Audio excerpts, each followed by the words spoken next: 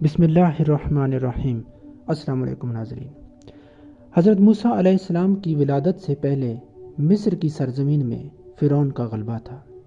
وہ ظلم و تکبر اور سرکشی میں اس انتہا کو پہنچ گیا کہ اس نے خدائی کا دعویٰ کر دیا تھا۔ بنی اسرائیل کو مختلف گروہوں میں تقسیم کر کے اپنا متی بنا رکھا تھا، اور ان کے ساتھ اس کا سلوک یہ تھا کہ وہ ان کے ہاں پیدا ہونے والے بیٹوں کو ذبح کروا دیتا اور ان کی لڑکیوں کو خدمت گاری کے لیے زندہ چھوڑ دیتا تھا۔ بیٹوں کو ذبح کروانے کا سبب یہ تھا کہ ایک بار فرعون نے خواب دیکھا کہ بیت المقدس کی طرف سے ایک آگ آئی اور اس نے مصر کو گھیر کر تمام قبطیوں کو جلا ڈالا، جبکہ بنی اسرائیل کو کوئی نقصان نہیں ہوا۔ اس خواب سے اسے بڑی وحشت ہوئی، اور جب کہنوں سے تعبیر پوچھی تو انہوں نے کہا، بنی اسرائیل میں ایک بچہ پیدا ہوگا جو تیری ہلاکت اور بادشاہت کے زوال کا سبب بنے گا۔ یہ سن کر فرعون نے حکم جاری کر دیا کہ بنی اسرائیل میں جو لڑکا پیدا ہو اسے قتل کر دیا جائے۔ فرعون کا حکم جاری ہونے کے بعد بنی اسرائیل میں پیدا ہونے والے ہر بچے کو فرعونی بڑی بے دردی سے ذبح کر دیتے اور بچی کو کچھ نہ کہتے۔ یہ سلسلہ عرصہ دراز تک جاری رہا۔ قدرت الہی سے اس قوم کے بوڑھے یکے بعد دیگرے مرنے لگے۔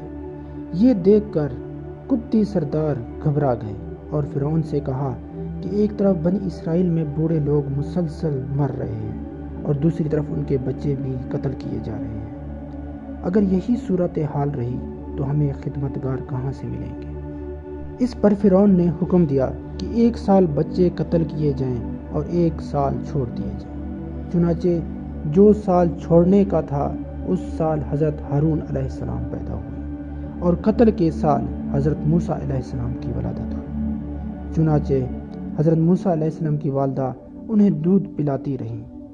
آپ کی بہن کے سوا کسی کو آپ کی ولادت کی اطلاع نہ تھی، لیکن کچھ دن بعد والدہ کو فرعون کی طرف سے اندیشہ ہوا تو انہوں نے ایک صندوق میں حضرت موسیٰ علیہ السلام کو رکھ کر بند کیا اور پھر اسے دریائے نیل میں بہا دیا۔ اس دریا سے ایک بڑی نہر نکل کر فرعون کے محل میں سے گزرتی تھی۔ فرعون اپنی بیوی آسیہ کے ساتھ نہر کے کنارے بیٹھا تھا۔ اس نے نہر میں صندوق آتا دیکھ کر اسے نکالنے کا حکم دیا، اور جب اسے کھولا گیا تو اس میں ایک نورانی شکل کا فرزند نظر آیا۔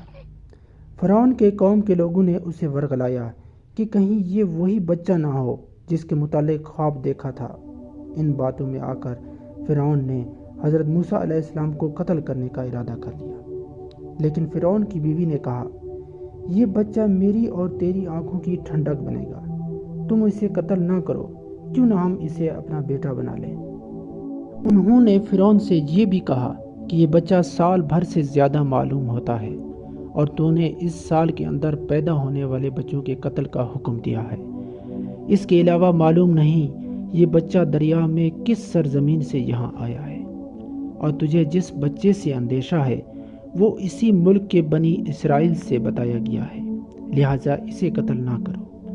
آسیہ کی بات مان لی گئی اور فرعون اسے قتل کرنے سے باز آ گیا۔ اللہ تعالیٰ نے حضرت موسیٰ علیہ السلام کو اپنی قدرت سے روک دیا کہ وہ اپنی والدہ کے علاوہ کسی اور کا دودھ نہ پیے۔ چنانچہ جس قدر دایاں حاضر کی گئیں ان میں سے کسی کا دودھ آپ علیہ السلام نے نہ پیا، اور جب آپ علیہ السلام کی والدہ کی باری آئی تو بچے نے فوراً دودھ پینا شروع کر دیا۔ حضرت موسیٰ علیہ السلام اپنی والدہ کے پاس دودھ پینے کے زمانے تک رہے، اور اس عرصے میں فرعون انہیں ایک اشرفی روز دیتا رہا۔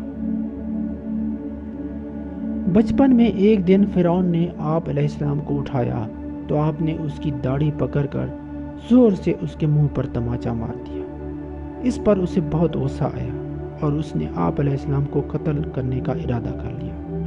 یہ دیکھ کر آسیہ نے کہا، اے بادشاہ، یہ ابھی بچہ ہے، اسے کیا سمجھ؟ اگر تو تجربہ کرنا چاہے تو تجربہ کر لے۔ چنانچہ اس تجربے کے لیے ایک تشت میں آگ کے انگارے اور ایک تشت میں سرخ یاقوت آپ علیہ السلام کے سامنے پیش کیے گئے۔ آپ علیہ السلام نے انگارہ اٹھا کر منہ میں رکھ دیا، جس سے زبان مبارک جل گئی اور لکنت پیدا ہو گئی۔ یوں ہر موقع پر اللہ تعالی حضرت موسیٰ علیہ السلام کی حفاظت فرماتے رہے اور حضرت موسیٰ علیہ السلام فرعون کے گھر میں ہی پرورش پاتے رہے۔ مزید ایسی ویڈیوز دیکھنے کے لیے ہمارے چینل کو سبسکرائب کریں۔ شکریہ۔